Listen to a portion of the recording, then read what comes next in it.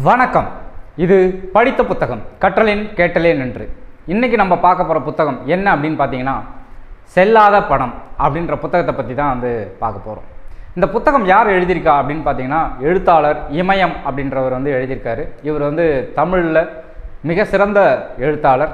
இவர் நிறைய நாவல்கள் எழுதியிருக்காரு. கோவார் கழுதைகள், தாலி மேல சத்தியம், வாழ்க வாழ்க, நெஞ்செருப்பு, திருநீறு சாமி அப்படின்னு நிறைய புத்தகங்கள் எழுதியிருக்காரு.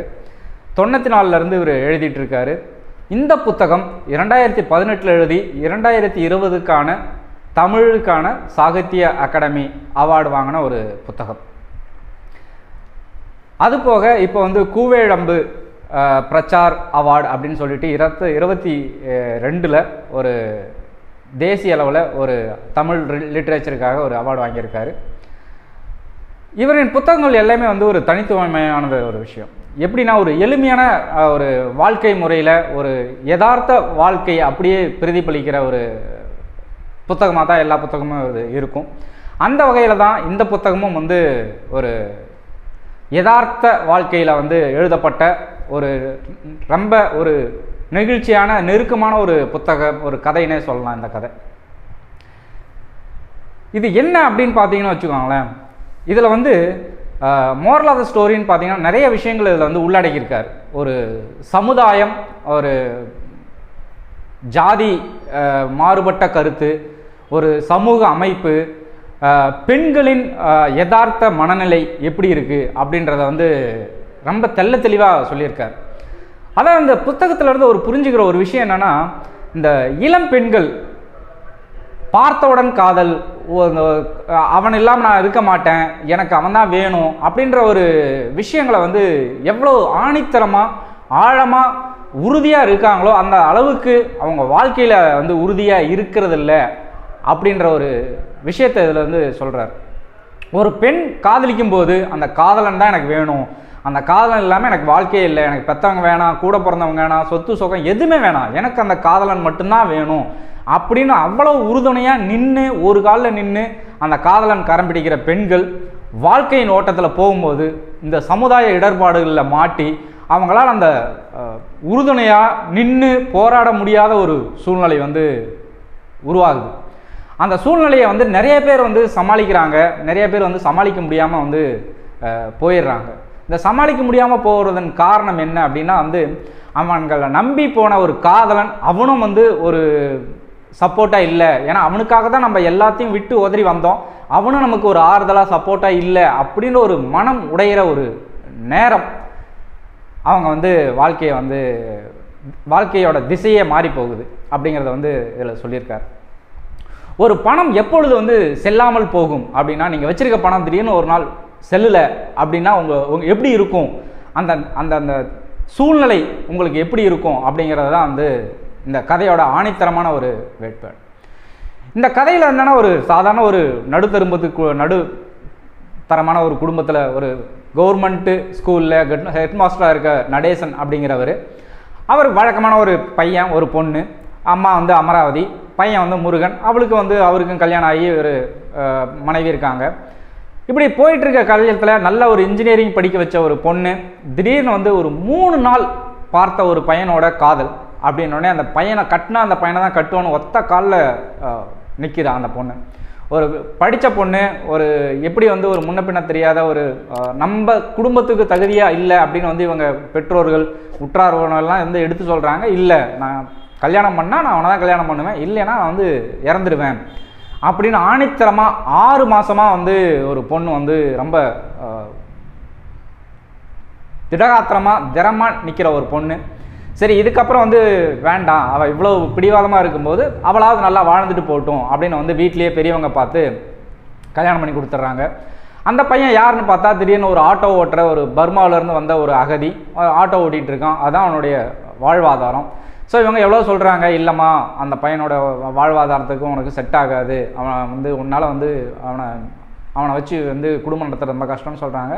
இல்லை, காதல் தான் முக்கியம், எனக்காக கையை அறுத்துக்கிட்டு வாழ்ந்தால் அவன் கூட தான், இல்லைன்னா இறந்துடுவேன்னு சொன்னான். அந்த ஆணித்தரமான வார்த்தையை நம்பி நான் அவனை தான் கல்யாணம் பண்ணிப்பேன் அப்படின்னு சொல்கிறாங்க. ஸோ பெண்கள் நிறைய பேர்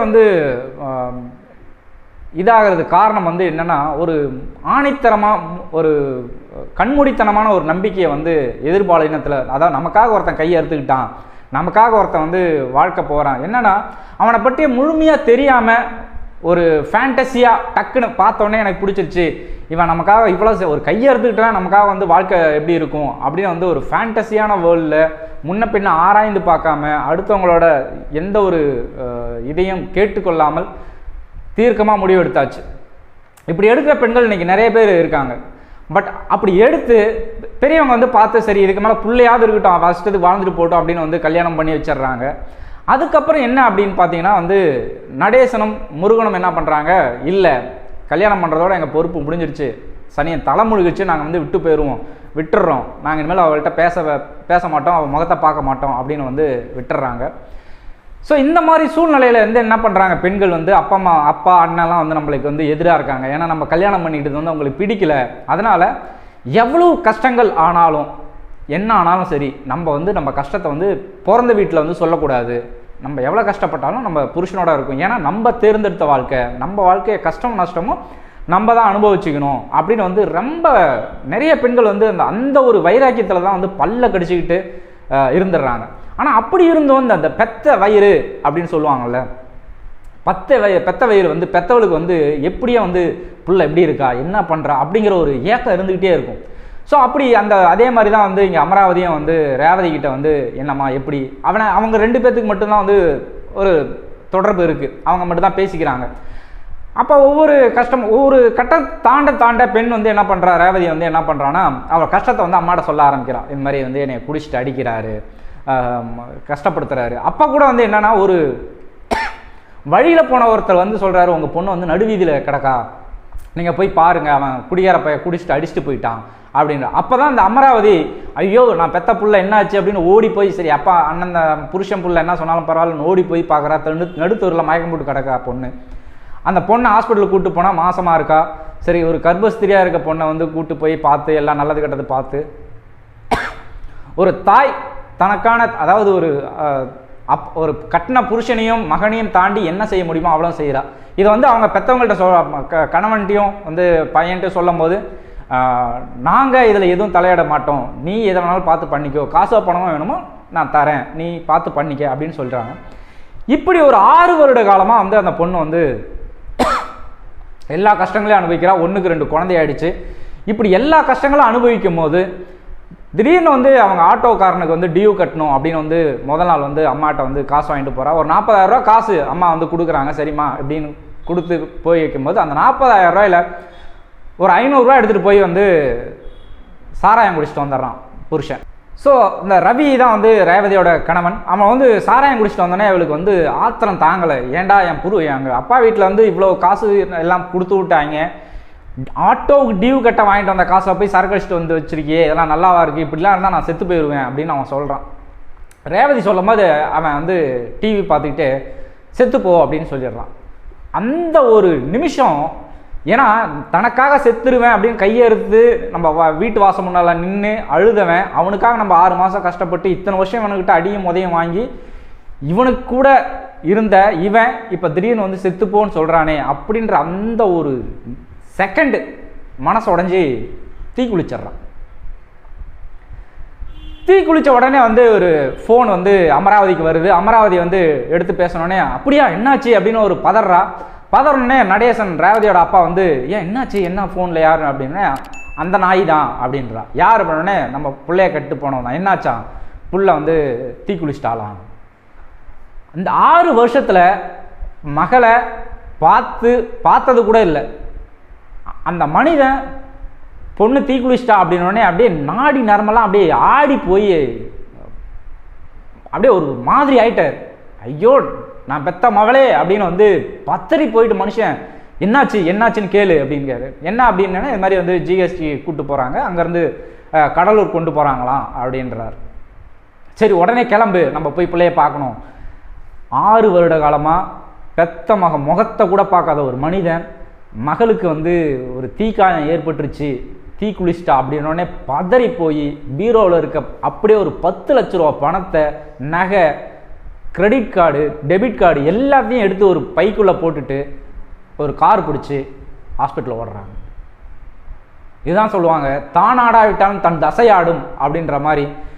6 வருஷமாக பேசாத ஒரு வயிறாக்கியமாக இருந்த ஒரு மனுஷன் பிள்ளைக்கு ஒன்று அப்படின்னு ஒரு உயிருக்கு ஒரு ஆபத்து அப்படின்னு துடிச்சு போய் அவ்வளோ பணத்தையும் வீட்டில் இருந்த அவ்வளோ பணத்தையும் அள்ளி பையில் போட்டு தூக்கிட்டு ஓடுறான் மனுஷன். போயிட்டு இருக்கும்போது வந்து இப்போ கடலூரில் முடியாது, ஜிப்மர் போயிட்டாங்க அப்படின்றாங்க. ஜிப்மருக்குள்ளே போனோடனே வந்து யாரையும் அலோவ் பண்ணல. இந்த அம்மாவுக்கு வந்து இவன் தான் நம்ம மருமகன் தான் வந்து மவளை கொளுத்தி விட்டான், அவன் தான் வந்து கொடுமை பண்ணிக்கிட்டே இருப்பான் அப்படின்ற ஒரு போராட்டம், கொலை வெறி அவன் மேலே. ஸோ பையனுக்கும் தகவல் சொல்கிறாங்க. பையன் வந்து சென்னையிலேருந்து பையனும் நேராக ஜிப்மருக்கு போயாச்சு. மருமகள் அருண்மொழின்னு சொல்லிட்டு அவங்களும் வந்து வந்துட்டாங்க. எல்லாரும் வந்து இப்போ ஹாஸ்பிட்டலில் இருக்காங்க. ஆனால் யாரையும் பார்க்க விடலை. ஏன்னா வந்து இது மற்ற வார்டு மாதிரி கிடையாது, இது வந்து தீக்காயம் ஏற்பட்ட வார்டு. இதில் யாரையும் வந்து உள்ளே அலோவ் பண்ணுறதில்ல, ஏன்னா இன்ஃபெக்ஷன் ஆகும் அப்படின்னு சொல்லிட்டு யாரையும் வந்து ரொம்ப ஸ்ட்ரிக்டாக வந்து யாரையும் அலோவ் பண்ணலை. ஸோ அப்போ அந்த முருகன்றவர் என்ன பண்ணுறாரு, அவரோட இன்ஃப்ளூயன்ஸ்லாம் யூஸ் பண்ணி சரி தங்கச்சிக்கு என்ன மாதிரி இருக்குது, என்ன ஸ்டேட்டஸு, அவனுடைய ஸ்டேட்டஸ் தெரிஞ்சால் நம்ம எதாவது பண்ண முடியும் அப்படின்னு வந்து ரொம்ப இன்ஃப்ளூயன்ஸ்லாம் யூஸ் பண்ணி பார்க்குறாரு. ஸோ இந்த பெண்ணோட ரேவதியோட குடும்பத்தார் எல்லாருக்கும் பார்த்தீங்கன்னா அந்த ரவின்ற மேலே, அந்த மருமகன் ரேவதியோட கணவர் மேலே கழுத்து வரிகளும் வந்து ஒரு கொலை கோபம். விட்டு அவனை அடித்து கொன்ற அளவுக்கு அவ்வளோ கோபம். என் பிள்ளைய வந்து கொளுத்திட்டான், கொன்னுட்டான் அப்படிங்கிற ஒரு கோபம். ஒரே ஒரு தடவை வந்து அந்த ரேவதியோட அம்மா வந்து போய் பார்க்கலாம் அப்படின்னு வந்து அனுமதிக்கிறாங்க. அனுமதிச்சிட்டோடனே இவளுக்கு அவ்வளோ கோபம், ஏன்டி இப்படி பண்ணுற, என்னாச்சு அப்படின்னு கேட்க போகும்போது அந்த தீக்காயத்தை பார்த்தோன்னே அந்த அம்மா அப்படியே மயக்கம் போட்டு விழுந்துடுறாங்க. பார்க்க முடியல அவங்களால. அவங்கள கூப்பிட்டு வெளியே வந்துடுறாங்க. வெளியே வந்து சொல்கிறாங்க, இல்லை அவள் வந்து இவன் தான் கொளுத்தி விட்டான், உடம்பு ஃபுல்லாக வெந்து போச்சு, ஒன்றும் சொல்கிறதுக்கு இல்லை அப்படின்றாங்க. ஸோ இந்த தர்க்கம் ஹாஸ்பிட்டலில் வந்து இந்த மாதிரி தர்க்கம் வந்து போயிட்டே இருக்குது. இதெல்லாம் வந்து ரொம்ப நெகிழ்ச்சியாக வந்து ஒவ்வொரு நாளும் எப்படி போகுது, என்ன ஆகுது அப்படின்றது வந்து ரொம்ப நுணுக்கமாக வந்து பதிவு பண்ணியிருக்கார். யாராவது வந்து ஒரு ஹாஸ்பிட்டலில் ஒரு உயிருக்கு போராடுற ஒரு நிலைமையில் ஹாஸ்பிட்டல் அட்மிட் பண்ணி அந்த மாதிரி நிலத்தில் இருந்தவங்களுக்கு இது வந்து ரொம்ப ரிலேட்டபுளாக இருக்கும்.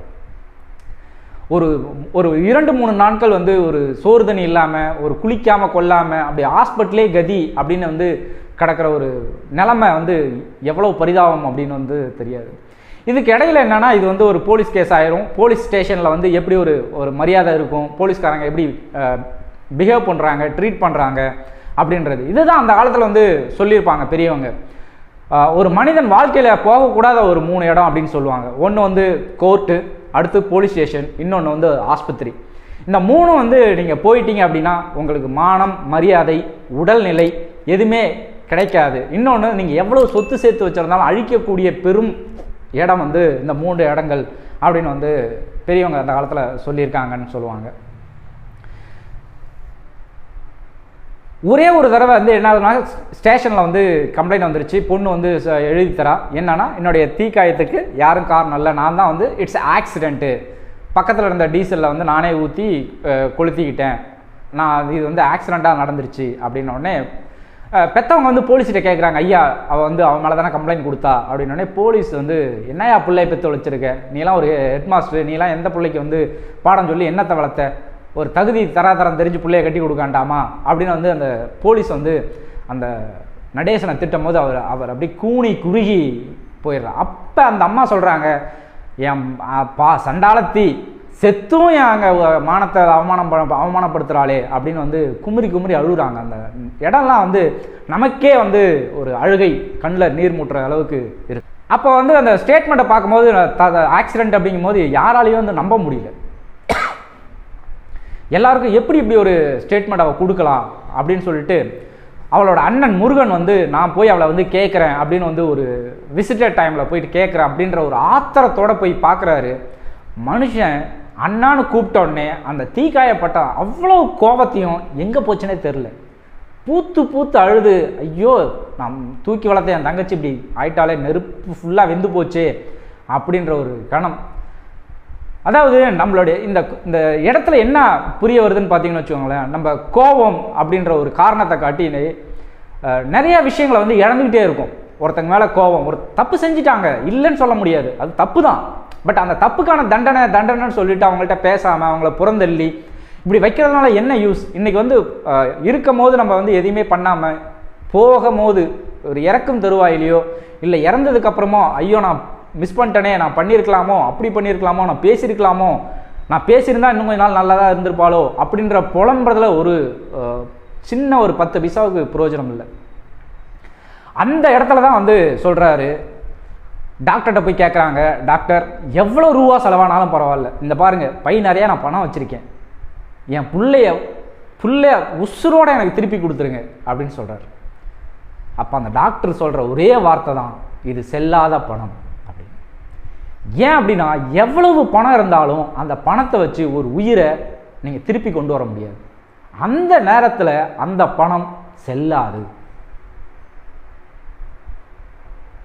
அந்த தருணம் தான் மனிதன் நிறைய வாழ்க்கை, நிறைய பேர் பணம் புகழ் பேர் எது வேணாலும் வச்சுட்டு போட்டோம், ஆனால் எவ்வளோ பணம் இருந்தாலும் செல்லாது அப்படின்ற நிலைமை ஒரு மனிதனுக்கு எப்பயுமே வரக்கூடாதுன்னு தான் நான் சொல்லுவேன். அந்த பணத்தால் ஒரு உயிரை திருப்பி மீட்டு கொண்டு வர முடியாது அப்படின்ற இடத்துல அந்த பணம் கண்டிப்பாக எவ்வளவு வைத்திருந்தாலும் யார் வைத்திருந்தாலும் அது செல்லாத பணம் தான். இதைத்தான் இந்த கதையில் ரொம்ப நெகிழ்ச்சியாக ஒரு 3 நாட்கள் நடக்கிற ஒரு கதை தான். ஒரு பெண் தீக்குளிச்சதுலேருந்து அந்த பெண் இறக்கும் வரை நடக்கிற ஒரு 3 நாள் நடக்கிற ஒரு கதைகளத்தை தான் மனிதர் வந்து ரொம்ப உருக்கமாக நெருக்கமாக எழுதியிருக்காரு. இந்த கதையை வைத்து வெற்றிமாறன் சினிமா பண்ணுறதா வந்து ஒரு செய்தி இருக்குது. இது போன்ற சுவாரஸ்யமான புத்தகங்களை பற்றி தெரிந்து கொள்ள மறக்காமல் படித்த புத்தகம் சேனலை சப்ஸ்கிரைப் பண்ணுங்கள். நன்றி.